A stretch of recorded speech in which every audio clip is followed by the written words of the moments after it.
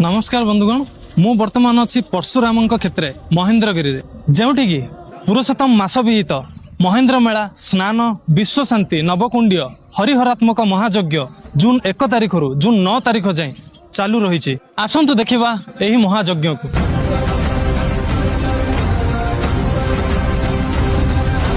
प्रथम दिन में हजार हजार भक्तों द्वारा कलश यात्रा होइतिला। एही महायज्ञ रे प्रतिदिन घृत यज्ञ, नाम यज्ञ, ज्ञान यज्ञ, अन्न यज्ञ, चतुर्वेद, भागवत, रामचरित मानस पारायण और बहु साधु सन्तों द्वारा जप इत्यादि अनुष्ठित हेउची। भारतर विभिन्न क्षेत्ररु साधु सन्त विद्वान और आचार्य वृंद आसी एही महायज्ञ रे जोग देइचंती। परिचालना कमिटी द्वारा एठाकू आसुतुबा हजार हजार भक्त मानक पई अन्न प्रसाद और रहिबा व्यवस्था करा जायछि। जदि आपण माने भी एही महायज्ञ रे शामिल हेबाकू चाहुचंती ताहाले साधु सन्तों ठारू आशीर्वाद और